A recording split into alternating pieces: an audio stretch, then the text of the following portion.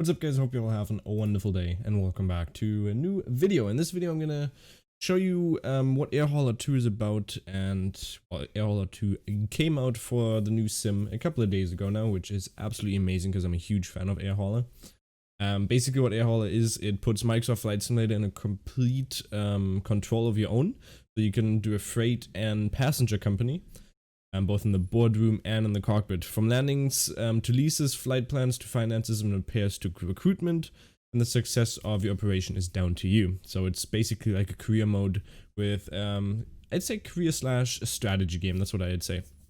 What you basically do is fly jobs between bases, buy or lease aircrafts and create your own virtual airline, recruit pilots, build routes, and look out for special humanitarian missions. You can trade cargo, you can open facilities, or factories I should say, and at your own airport basically, and buy parts, and then basically the possibilities are endless. It's absolutely great and I absolutely love it. First of all, once you have bought it, which there's going to be a link down in the description if you do want to check this out. It is on the more expensive side. It's going to cost you 41 euros, but I think it's absolutely worth it if you do enjoy like kind of career mode aspects of it. So first of all, you're gonna be loaded in here, and you can see you gotta choose your Airhauler basically, and then choose the path to Microsoft Flight Simulator. In my case, it's right down here, and then the packages. Then you just press on next, and you can put in a company name. I'm just gonna put in Non-Stop Airlines, I'd say, something like that. And then your pilot handle, I'm just gonna put Henrik, and Henrik as well for my name. Then you can choose difficulty. So there's going to be an easy for passenger, which you're going to have an Airbus A320 with $2 million and 60% reputation. There's easy, and there's different kind of stuff. You can immediately sell aircrafts in exchange for 2.3 million as well if you start on easy. So you get 2.3 million for selling the Cessna. What I usually do is I start on career mode because it's the hardest, or it's not the hardest way, but Nomad is just, in my opinion, a little bit too hard. But you start with a nice little Cessna and just fly from there. So we're gonna press on next. Then you can choose your starting base location, which is absolutely beautiful. So you can press on choose airport, and you can look for certain ones. You can even go on the map view and look at different airports. You can basically choose any airport in the whole world. So for this one, you can see right there, there's so much. We're just gonna go with let's look for a smaller airport that not many people are, well, that's not going to cost that much, because every single airport is going to have a different price tag to it, which again is another feature of Airhauler. So if we, for instance, look at, well, let's go down to EGLC, for instance. That is Turok Airfield in Horden on the Hill. Sounds pretty cool. That, for instance, is it has an elevation of 22 feet, and landing fees cost $227 or euros. Which is not much. That is pretty nice. And you can see runways. They're very short runways. It does have a lot of runways. So for instance, you have a landing fee of 227. If we then go over to Cardiff, for instance, you're going to have a landing fee of 1,300, because again, this airport also has ILS and everything like that, and it supports bigger airplanes. For the base, or for the airport that I've already done, like another company, I started here at the Air Force Base, which is just beside Cardiff. You can have a landing fee of 1,000 euros there, and you basically want to choose something depending on what you start off, a pretty smaller airport. So for instance, something like the Haverford West, I'd suggest something like that if you're starting with a Cessna, because it has pretty short runways and also pretty nice landing fees. So let's choose that, for instance, and then you can press on next, and you can select the job volume. You can basically set everything up now. So job volume, you can put them to less if you want less jobs, or more if you want more varieties in the jobs, like choose from. Distance, you can also choose if you want, so this is probably going to be like 10 nautical miles, all the way up to, depending on what plane you have, around the world, basically. So we're just going to put that on a little bit lower, because you don't want to do, well, first of all, I don't want to do too long flights at the start. Later on, if the sim gets better and more stabilized, for instance.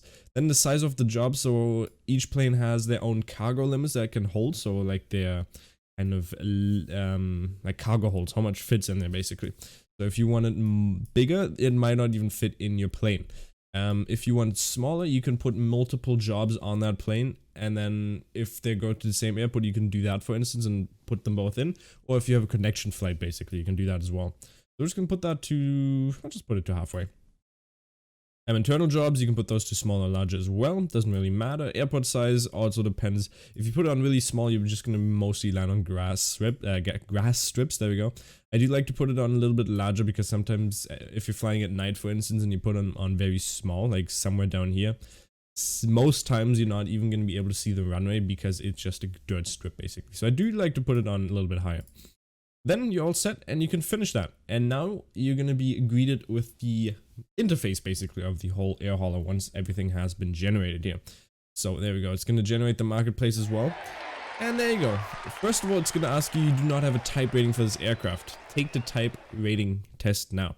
So what's that? That is basically if you press on yes, you're going to be shown which aircraft you have, and then you can select that. You need a test rating before you can fly with the given airplane, do missions basically with it. So what you do is then you pay $329. That's going to be the cost for the type rating of the C-172. You press OK and pay now. Then you're going to be able to see you're going to load in basically from EGFE, your home airfield. And you're not going to be able to select any kind of fuel on this flight because it's just a test flight. And you press on OK.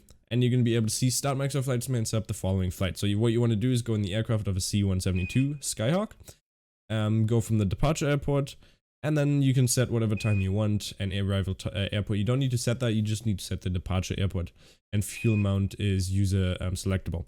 And then payload is none. So basically what you do is you press OK, load into the flight. It'll say ready to connect up here. Once you're loaded in or loading in, it'll switch to green and you'll be able, or finish, you're going to be able to load in. Not going to do that right now. It's basically what you do is you start at the airport, turn on the engines, go to the runway, take off, climb to I think 3,500 or 6,500, then do some turnings and then go back onto the airport and do an okay landing. That's basically what you do. Let's quit out of that. I'll quickly show you. If you go up to the options, you're going to be able to change it over to a dark mode as well. So you can, for instance, matter if it shows up that you can change a couple of settings right here of how it looks like, whatever you want. You can change the graphs as well, which is pretty nice. There we go, there's the dark mode, that's what I was looking for. But that is basically a lot of stuff you can change right up there. You can change that back to white. So if you go up to the very top on the air hauler logo, you're going to be sent to the main office kind of thing. This is beautiful. It obviously represents the looks of the Flight Simulator 2020. You can see there's cargo jobs. You have the overview. Let's quickly press on it. If you go in here, you'll be able to see every single job that you can take. So you can see our home airport is right here in EGFF, which is, I think it's even an Air Force base, isn't it? No, not. Never mind. What you can see then is the jobs that you have. So you can see we already have a couple of jobs. Some might not even be from the airport where you selected to start off. So I'd always recommend if for instance, if there is a job that is from a different distance, but it pays a lot of money, it might be a good option to fly just a random flight from up there down to EGRO and then select that flight. But you could also take this route and take this job right here, which is down to EGJF. If we look for that, we'll be able to see it's this job right here that we already have selected. And you're gonna be able to get 5,600 euros from that, and you're gonna be you're gonna be basically shipping shrimps of a distance of 73 nautical miles, and it expires in 2 days and 23 hours. That is real time, so you're only gonna be able to do this for the next 3 days basically. Then you can also see there's different kind of options like chemicals, cabbages, livestock. So there's a lot of different types of cargo. You can sort it by whatever you want. For instance, this is going to be the most paying one, 8,400 euros. But it's also the furthest one. No, it's not the furthest one. The furthest one we are having here is 258, which goes all the way down into, where is that? Is that France? Yeah, it goes all the way into France, which is beautiful. Pretty far flight with a Cessna 172. I definitely not do that flight. But for instance, I'd definitely choose something like this, the shrimp, because it pays pretty well. And then basically what you have to do is you press on accept the job. And you'll be able to see here departure info, departing from our main airport. And we're going to have a fee. Well, that's a landing fee, so don't really worry about that. But we're going to have a landing fee of $303 once we arrive there, because we're a small airplane. So it's going to be 303. Medium aircrafts are going to have 606. and then the big jets 1,200. And you can also see how big the runway is, 1,000 meters, completely fine with for a Cessna. And then basically what you do is you press accept the job once you've selected whichever one you want. Press on accept job and then press yes. And now we will be able to have that selected. So then you can press on fly now. And then you can select whichever one you want, which aircraft you have. So for instance, we have the Cessna 172 that is available for us right now. So you press on OK. And then we don't have the type rating, which you obviously have to do. If we go back into the My Office, we also have the passenger ops, which is basically the exact same. You can schedule passenger flights in there. You can manage all the times and stuff like that. But of course, we don't have any aircrafts which are configured for passenger flights right now. But you could do that if you want to do passenger flights. Of course, you can do both. You can build factories, do some more jobs, get AI pilots, do some flights for you. And then you can also do the passenger ops, which you can do by your own, whichever one you want. Then you have company bases, so you can open new company bases. And you can also see down here the opening costs at the current airport, the stock depot. So we can store a total of 5,000 pounds in this airport. And there's also a fuel depot. So you can store a lot of stuff in here, but if you get bigger airports, you can be able to store more stuff in there. So for instance, if you build factories, you can store that at your airport and then fly it out to wherever you might want to sell it to. That is basically it. Yeah, and you can see how much the fuel costs here as well. $363 for 100 liters, I think that is, something like that. And then you can see the aircraft at the base. You can see the base commodity stock. Right now that's shrimp of 590 pounds. And then airport chart if they are available for that given airport. And you can open another base right here, and then you can select which one you want. Then if you go into the fleet aircraft, fleet section, you can buy new aircrafts in here. For instance, you can see right here, we have selected the C-172, which has a range of 640 nautical miles, which is very long. For a Cessna 172, I feel like. Cargo capacity is 491, which is quite decent for a Cessna 172. You can see conditions, you can repair it if it gets low, because every time you do fly, it gets a little bit more, whatchamacallit, it gets, condition just goes down, that's what I'm going to say. And then hours to A check, so you're going to have to do a check after 50 hours, after 100 and 300. You can also get insurance for the actual aircraft and also change the configuration. So you can put it or you can make it to a customer or a passenger flight. So you can make it to economy flights, where there's going to be a total of 3 passengers available on here. So you can select that, and it's going to cost you $360 to change it over to a passenger airplane. You can also sell aircrafts or end the lease. You can export, paint shop, and you can also move to personal fleet. There's a lot of stuff that goes into that. Then we can also move over to pilots and ops, where you can hire pilots, and you can also get their, well, first of all, our skill assignment as well. You can get the pilot to travel to a certain airport where you want it to travel to. And basically you can get people from here, and then type rating training as well, so they can actually fly a certain aircraft that has been given to them. There's also a management section up here where you can see the airport management, where you can add airport, enable airport, scan for related. You can batch add airports. There's a lot of stuff that you can do right there. Custom airports, and you can also import scenery. So that works for the map as well. Then there's the marketplace, where you can get aircraft. So you can see every single aircraft that we can currently buy or lease as well. So you can see right here we have, for instance, a 747, which is going to cost, well, first of all, it has a cruise speed of 493. You can see the cargo capacity very, very big. Max passenger is 467, has a range of 8,000 nautical miles, but it's going to cost you 231 million, or you can lease it for 29 million. So you can, on the bottom right, you can select lease aircraft or buy aircraft. There's a lot of stuff you can do right there. Also, another thing you can do is get crew on board. So that is going to be, for instance, you can see the rank right here, PPL, IRA, first officer, wannabe. So these guys, you still have to train a lot. You can see every single different stuff as well. Monthly salary is going to be 800 for first officer, 7,800. So Miguel has always maintained that he's from Harding. His spare time is taken up mostly by prop rock, and has been known to dabble pottering around in the garden. Very nice. So you can see right here, he has the type ratings for a DV or a DV20. Both of these do. And then the Thomas Haynes, who is a first officer, he has it for the FDCD, the Cub, the PTS, And so a lot of different planes, even for the 747-800, which is beautiful. Then you can also get loans from the bank. You need company reputation of at least 40% to be able to do that. So you're gonna have to do some more flyings before you can get a loan, so you can buy better airplanes. Private sales, you can also see them right here. You can see these are planes that have already been used.